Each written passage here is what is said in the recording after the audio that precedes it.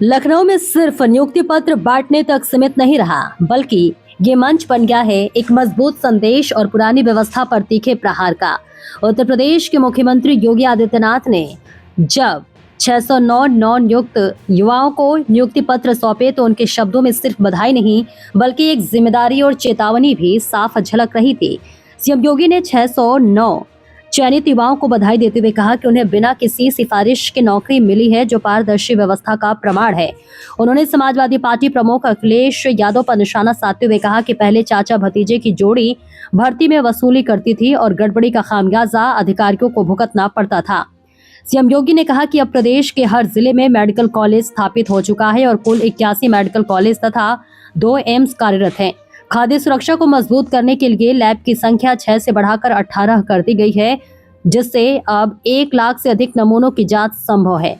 उन्होंने कहा कि पहले खाद्य पदार्थों में मिलावट रोकने के लिए पर्याप्त संसाधन नहीं थे, लेकिन अब हर मंडल स्तर पर आधुनिक लैब स्थापित किए गए हैं और दोषियों पर सख्त कार्रवाई होगी। मुख्यमंत्री ने कहा कि उनकी सरकार ने 9 लाख से अधिक भर्तियां निष्पक्ष तरीके से कराई है और आने वाले 1 साल में 1.5 लाख और नौकरियां दी जाएंगी। भर्ती में धांधली रोकने के लिए सख्त कानून बनाया गया है, जिसमें दोषियों को आजीवन कारावास और संपत्ति जब्त करने का प्रावधान है।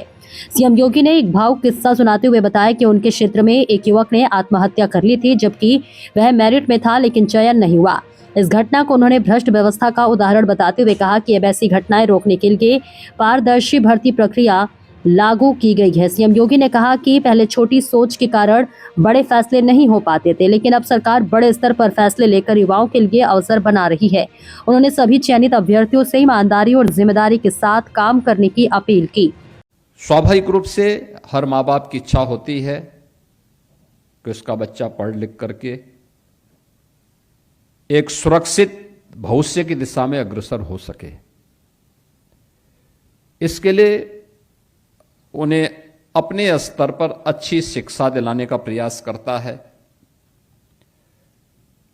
सही मार्ग दिखाने का प्रयास करता है। लेकिन जब अपेक्षित परिणाम नहीं आते हैं तो न केवल वह नौजवान बल्कि उसके माँ बाप, उनके नातेदार, रिश्तेदार, इन सब के सपने भी चकनाचूर होते हैं। किसी नौजवान के सपने का चकनाचूर होना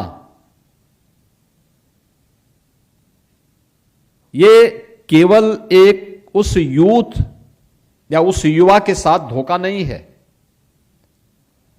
बल्कि आने वाली पीढ़ी के भविष्य के साथ भी धोखा होता है और विकास को बाधित करता है। उत्तर प्रदेश जैसा राज्य ये वैसे ही बीमार नहीं हुआ था। ये बीमारू राज्य वैसे नहीं बना था। इसको इस प्रकार की चयन की प्रक्रिया में भेदभाव करके बेईमानी और भ्रष्टाचार ने